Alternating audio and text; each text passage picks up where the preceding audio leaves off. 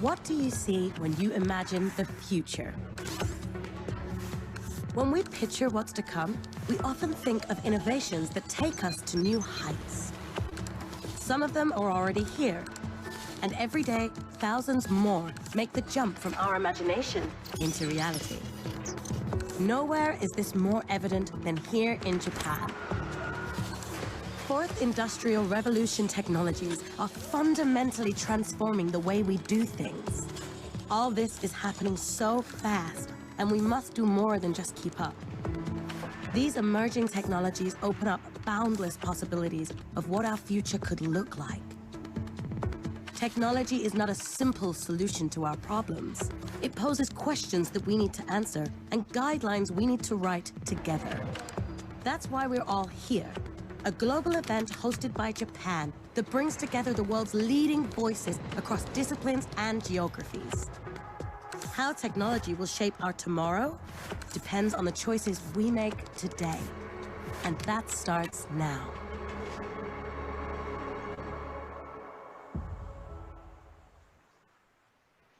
Hi there, and welcome everyone to a very important panel today on shaping the future of the data economy. And the stats show that by 18 years old, a person is defined by at least 70,000 data points, and the data generated about us and harnessed by technology is deeply connected with our lived personhood. And how we think about managing the trust and people side and technology and governance side of this new trend of personalization is what we're going to be talking about today. And we have such an amazing set of panelists joining me today. My name's Kabir. I'm the CEO of OneTrust, and we have a broad set of perspectives that are going to be sharing their experience with all of you today, both from private sector and public sector as well. And so we're joined by Francesca Spatoli-Sano, the Assistant Secretary General at the Department of Economic and Social Affairs and Officer in charge of the Office of Secretary General's Envoy on Technology for the United Nations. Welcome, Francesca. We're also joined by Jen Drew Scott, the Executive Chairman of the Commons Project. Hi, Jen, welcome. Hi, Kabir. And we'll also have Juan Sebastian, the Digital Innovation Secretary of Medellin, Colombia. Hi there, Juan. Hi there, thank you very much. And Joanne Stonier, the Chief Data Officer of MasterCard. Hey, Joanne. I'm here. And so we have such an interesting dialogue planned for everyone today. And before we get into the dialogue portion of the session, I wanted to pose a quick initial framing question to our panelists today. And the question for all of you is, given your respective professional roles, your expertise in data policy, from your perspective, how do we ensure that technology is developed in the interest of people around the world when a lot of the perspectives at the table might be in the interest of the company or the government? And so how do we make sure that people's interests are taken into account? And what are some of the potential best practices that you can share from your respective experience and organizations working with data? Joanne, maybe you can kick us off today. Sure, I'd be happy to. So at MasterCard, we have our data responsibility principles, which really begin with the idea that we are always designing our products and solutions with individuals at the center of our design. And so we believe that individuals own their own data, they should control their own data, that they should understand the benefits that they should derive from our products and solutions, and that they have the right to privacy and security. And so really, if you think about it, people-centered design of all products and solutions in technology really has to be the cornerstone of any good product that's going to be based in data and technology, especially as you think about the kinds of innovation that we're doing today and the way that we have to design for society going into the future. So while we're a company, yes, that sells products and solutions, most of our products and solutions really are all about individuals and making their lives safe, simple, and smart. Thanks for that, Joanne. Yeah, I love the concept of the data responsibility principles. And I'm assuming that ties back to your company values and mission, and it's very consistent throughout the organization. Absolutely, absolutely. And it really goes back to how do we want to design our products and solutions, right? Yeah. So we're going to use data in an accountable manner. We're going to be transparent about our data practices. We're going to design with integrity. And we're going to innovate in ways that are going to ensure that we're innovating in ways that encourage privacy, that encourage security, and that also really make sure that we're also thinking about practices that really make sure that we're also navigating social innovation, right? And in this era that we've all just lived through with COVID, right? How do we responsibly navigate data ecosystems so that we can have positive social impact? Yeah, amazing. And a lot of the work I know, Joanne, you've done at MasterCard, you've published a lot out there, and I've always enjoyed following your work. And so thanks for sharing that. Juan Sebastian, how about from more of a public sector and international perspective, what's your perspective on this question? Según la OCDE del 2018, 3 de cada 4. Since 2018, 4 cities from Latin America got together and they saw that there's a lack of trust in our government. So we need to make sure that the data are secure and increase trust in public institutions. Governments must make sure to bring public policies that will deliver the services based on trust and security. Digital services, whether they are public or private, must give a clear and precise, transparent policy on data, which is audited. I'm in charge of auditing the information of the state. And with our strategy in Medellin, we have a platform where citizens gave us their data so that we can support them in terms of food and health during the pandemics. And we wanted to make sure that our citizens could choose how their data could be shared and what for. And this gives us a consolidated vision of information. In Medellin, we want to make sure that we have secure and enough management of data, whether they're automated or not, but we need security and privacy of information for a transparent government. In the future, we want to have an open dialogue on different knowledges, talking with different players, and so that citizens may have a knowledge of the whole territory in a collective way. Yeah, that makes a lot of sense. And some of the things that jumped out at me were almost the lack of trust in government you talked about as the starting point for creating these services, and the barrier you have to overcome just by default as a nature of who you are, I think is a really interesting challenge. And you talked about clear, precise, transparent policies on data, but what really jumped out at me was auditing those policies and that transparency, and then involving multiple stakeholders in that process. Did I summarize that right, Juan Sebastian? Perfect. Así es, ese fue el reto principal durante la pandemia, generar. Yes, that was the main challenge during pandemic, generate trust in our citizens so that they would give us their data and so that we could support them in an opportune way thanks to their data. Wonderful, thanks for that perspective. How about Jen, from your perspective, can you share your experience on this topic? Thank you, Javier.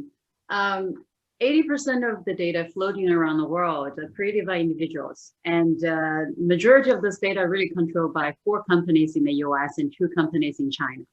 So there's a very clear inequality, and that inequality has caused a lot of not only just economic problems, but also social, societal problem, and for individual.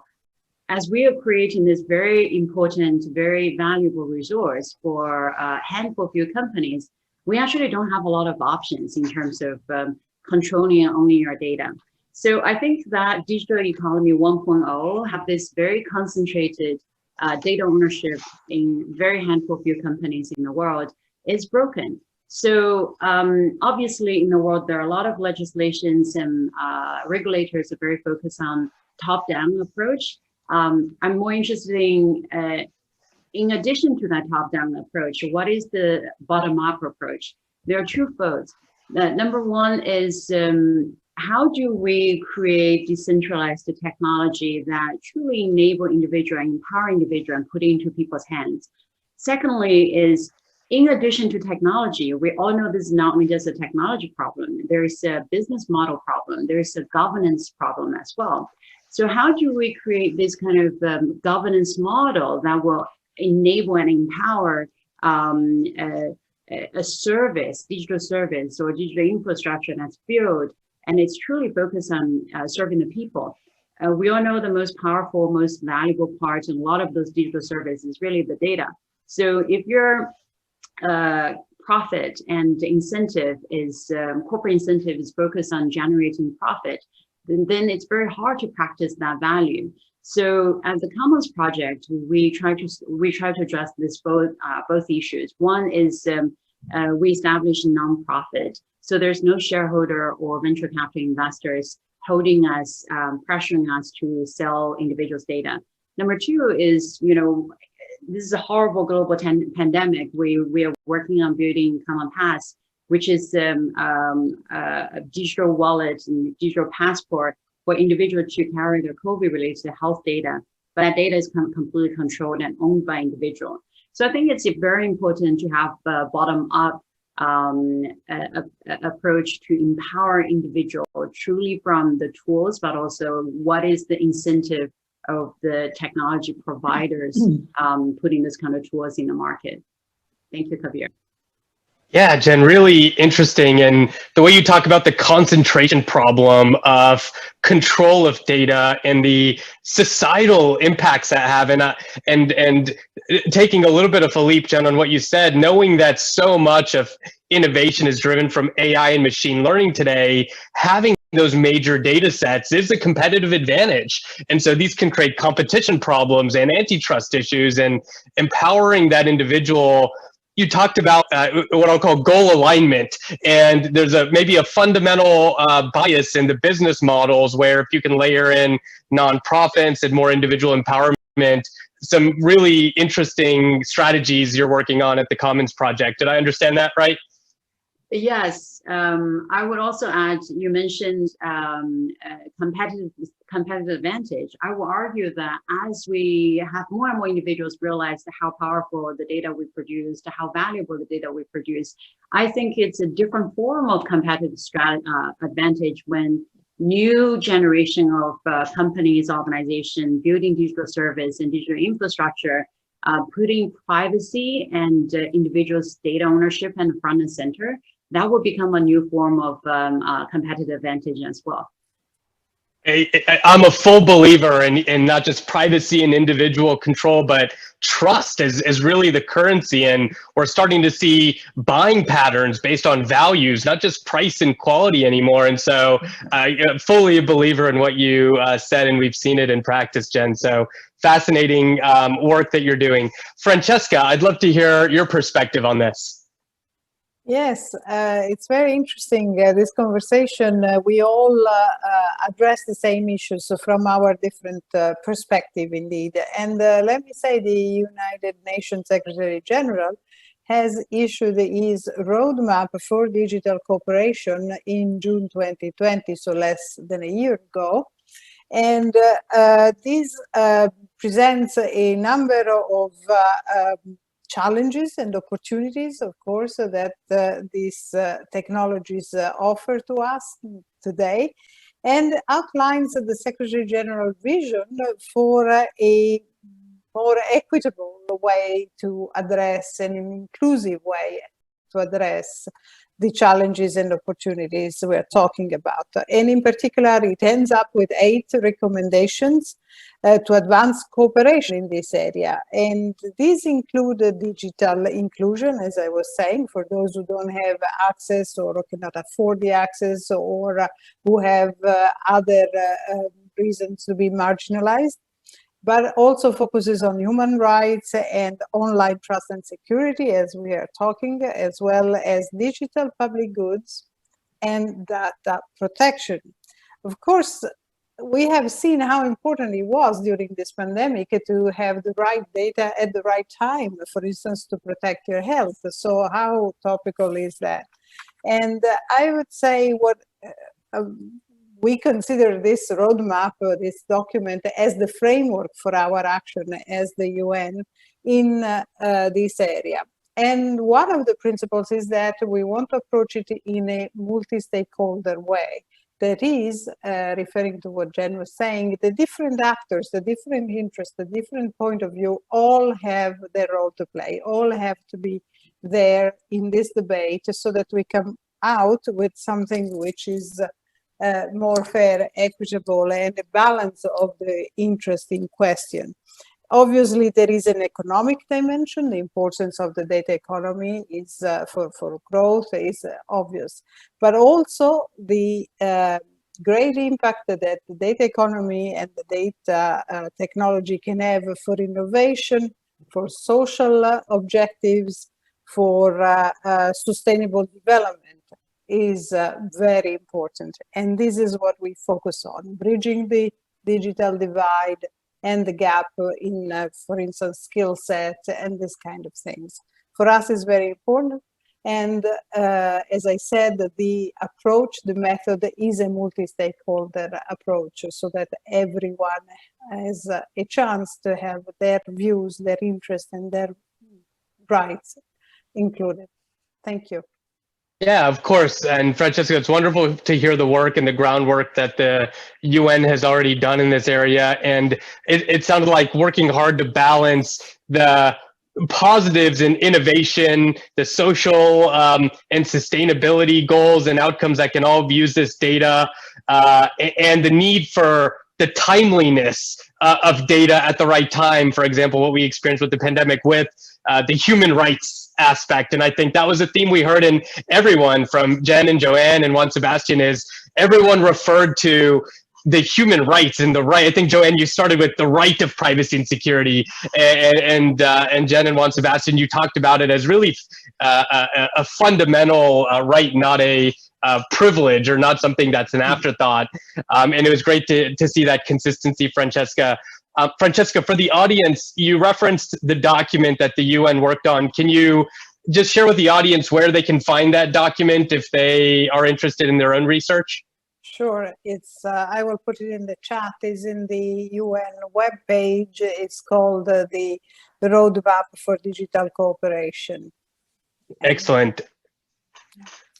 Perfect. Thanks for that, Francesca. And the 8 principles will all be in there for Absolutely. Anyone to read. Yes. Okay, fantastic. And we are developing now these 8 principles with a series of work streams, which are, as I said, open to all those interested. And so there is both the membership of the UN, but also grassroots organizations, private companies, academia, everybody is included in if they so wish to participate in these work streams. Wonderful. Thanks for sharing that. So really interesting backgrounds and diversity of perspectives, but we saw a lot of consistency in the themes and the approaches, which was exciting to hear. And so let's transition into the main dialogue. And I think this is going to be a really fun discussion. And I would encourage all of you to jump in when when you have the right thoughts, and we'll keep it very free flowing. And really, we'll focus the discussion around 4 themes. The first, people first innovation. What is the role of technology in protecting the integrity of humanity? Not an easy topic, so a lot I'm sure we can talk about there. The second topic, trust. What mechanism can we use to better manage data in our interactions with technology? How do we create that trusted relationship between technology and people? The third is responsible technology practices.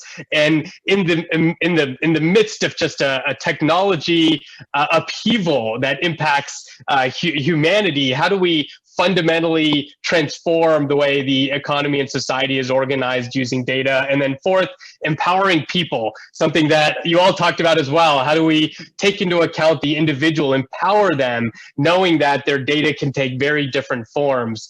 And so thinking about kind of how to approach some of these solutions is really what we'll have a discussion around.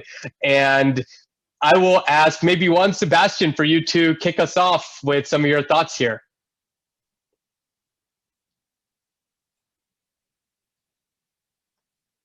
Me gustaría empezar I would hablando. like to start by talking about people first innovation. People are at the center of innovation. Nowadays, society sees how technology is everywhere, but this makes the digital divide greater, and we need to fight against that so that citizens may get the benefits promised by technology and to help a more equitable human development. We need to have intelligent territories with the capacity to improve substantially the standard of life of inhabitants and bring solutions to solve the great challenges and generate public value. Knowledge and the innovative initiatives become an urgent need when we want to build an intelligent society that is deliberative and participative and that bets on technology to get the expected results. In the Medellin City Hall, we look for different solutions. One of them is a system based on artificial intelligence to try and prevent teenage pregnancy for girls between 10 and 21 years old. We want to guarantee a high-speed internet. That's why we have a project of a digital highway to bring high speed on the internet at a very low price, to develop innovative project based on the fourth industrial revolution technology. We have an integrated system for monitoring food so that we reach kids with malnutrition and so that we arrive on time. And also our city has developed a platform that has during the pandemics that has become a tool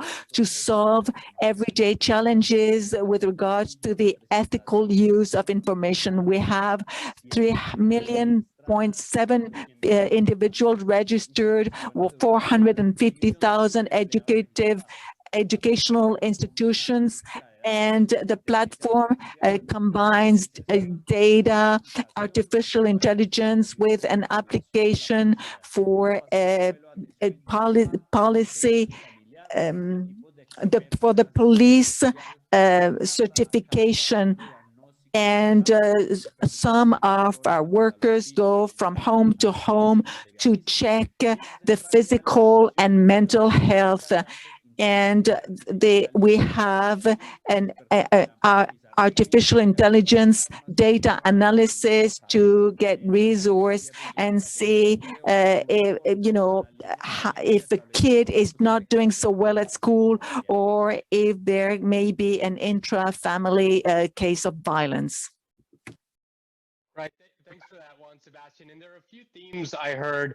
First, there are really important problems that are being tackled, from malnutrition, economic divide, teen pregnancy, you mentioned physical and mental health as well, are all really important problems. And one of the things you talked about was the digital divide, and access to high-speed internet broadens accessibility issues and broadens that divide. And so both solving accessibility has to be part of the solution here. But you also talked about applicability of AI to do things like predicting pregnancy, predicting mental or physical health, predicting childhood development issues. And so that also leads to some of the trust things you talked about earlier as well, and auditing. So I would be interesting either just on your reaction or anyone else's reaction on what are some of the strategies to in an inherent world where governments are not trusted potentially in some situations, how do you continue to do these important, critical initiatives and develop that trust? Is there some foundational strategy you're thinking about there? Now, I may jump in. Please, Francesca, yeah, please. Well, we believe that there are a few technical aspects as well as the political, of course, will and good actions that can help. Organizations should be transparent in how the data is used and provide clear and easy to use tools for the users so that they understand data retention, data usage, and also be specific about the preferences. On top of these external reviews, and that was mentioned before, of organizations' data practices can instill a lot of confidence. On the government side, of course, the government should make every effort using both the legal and the technical means to ensure the privacy and the security of personal data. And this includes also instituting rigorous protocols for partnerships between government and businesses. Why partnership is important? Let me say, nowadays, something obvious, but still very important. Data sources vary a lot and multiply by the day. There is no more one source of official data. There are data from everywhere, some official and some private, and more or less easy to ascertain the quality and the reliability, not to mention the comparability of the data we have in general. So building partnerships is important because this way we can have public and private organizations and institutions exchange data, work together, promote the publication of the data on each other's data portals, support each other, and improve the level of reliability and so the trust that you can have in these organizations who collect and work with data. But also because we need to govern a little bit this complexity. And so the more common principles we have, I think the better for the user and for those who have an oversight. So you need to invest in all this. Last thing, of course, trust in data also comes in more general trust in governments. And as the speaker, Juan Sebastian, before me was saying, if you deliver services in return, I'm sure that citizens and people are more willing to share the data and trust that they will be used for the good and not for other purposes. I totally subscribe to what Juan Sebastian said. Wonderful. And Juan Sebastian, I'll give you a chance to react before I turn it over to Jen and Joanne. Yeah, perfect. Thank you for that. I would like to add that, look, we don't have data if people cannot access the digital services. They cannot access the digital service if they don't have connectivity. So we are starting from the bottom up and the other way around. So we are providing connectivity, high quality connectivity to every single person of the city. We are giving a very big investment on connectivity to the people because there are areas here in Medellin that don't have internet at all because it's expensive, because the mobile operators is not affordable for them. So we are building an infrastructure which is called neutral infrastructure, which is rented to the mobile operator, which in turns provide the services to the final user. So we provide connectivity. With the connectivity, we are gonna give this year 100,000 computers to the children of the city. And the goal is to arrive to 1 computer per child in the city. So we provide connectivity, we provide the mechanism to access the information through that connectivity, and we collect data from the users through the digital services, and we are providing services. We are providing, for example, we are showing every single week a new dashboard of what's happening with the problems that are happening in the city. you know, the food problems, you know, pregnancy in the children in the city. So we are providing this information. So people is trusting the government is providing the data because they know we are using this data for the benefit of them. Yeah, thanks for that, Juan Sebastian. And I think, Jen, I heard you wanting to jump in with a thought there. Yeah, actually, what Mayor Juan Sebastian said was a great segue for what I want to talk about. We talk about trust. The trust is earned. Trust is not given. And trust is not a destination. Once you're trusted, you are always trusted. In fact, quite the contrary, trust is actually very fragile. You have to constantly working towards this consistent trust. Think about Google and Facebook. When they first came out, it was so celebrated. And look at Facebook today, it's completely different. So I think, you know, one thing Mayor Juan Sebastian alluded to, and it's quite relevant to what we do as well. If we think about technology and data become such transformative force for our societies, and yet when we think about technology, most of the time are provided by large tech companies and often concentrated by this handful, you know, large tech companies. And sometimes technology is provided by society or by governments. However, we live in the world where nation state and digital state, the boundaries don't neatly overlap with each other or align with each other.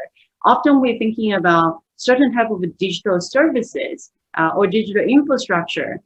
Perhaps we need a new type of institution to really provide this kind of global digital infrastructure as a public good.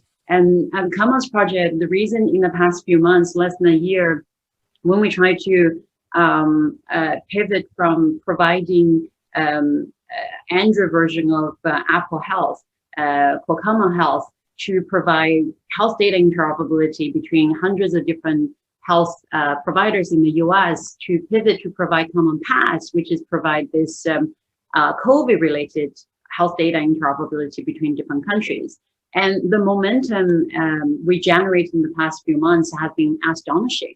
And I think that kind of shows the world actually needs a different kind of institution that build digital infrastructure, doesn't belong to any of the large tech and perhaps doesn't belong to any of the government, and instead being shared and owned by individuals regardless your nationality. So I want to pose this as a kind of question to our audience as well as to our panel, that if we think about walking down the street, there are restaurants and shops, they're supposed to compete with each other. Maybe it's good to keep them commercial.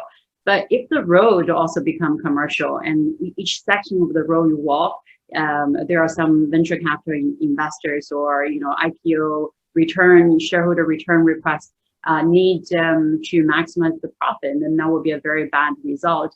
We probably have arrived at the point to start to think about what kind of infrastructure and services that should be public and should be public good. Yeah, I really like, Jen, kind of the thought-provocative question you ask, and thinking, again, consistent with your opening remarks on thinking about the incentives, the goal alignment, and thinking differently about new institutions and the interoperability, I think is fascinating. And Joanne, I know this is something you've spent a lot of time thinking about, and I've read a lot about things you've pioneered in the market around data trustees. I would love to hear your perspective on what Jen just mentioned.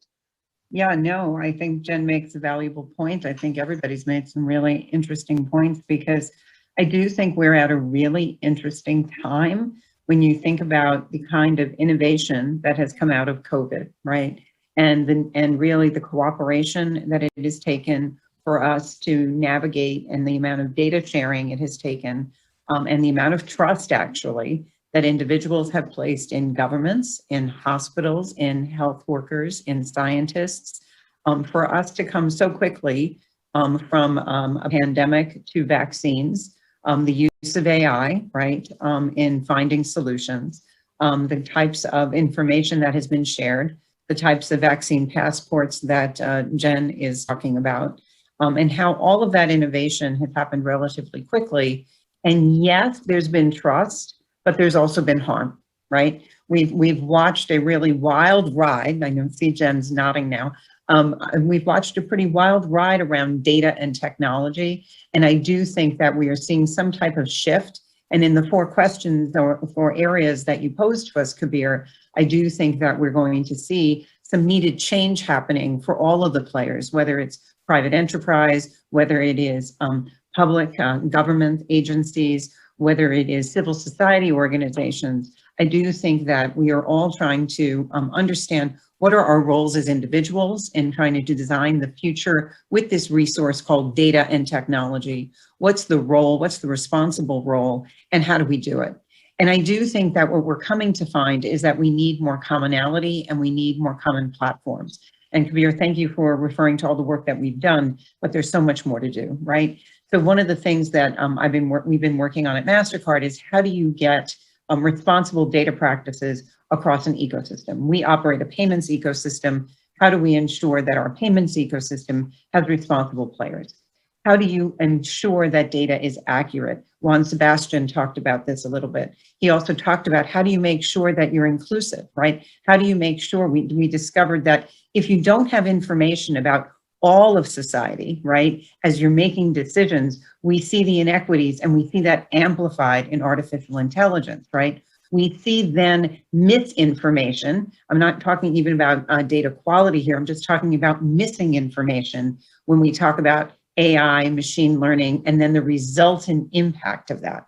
So there's a whole bunch of ecosystem pieces that I think we, as a greater society, commercial enterprise, government, civil society, we have to begin to build, right? We have to look at how do we improve data quality?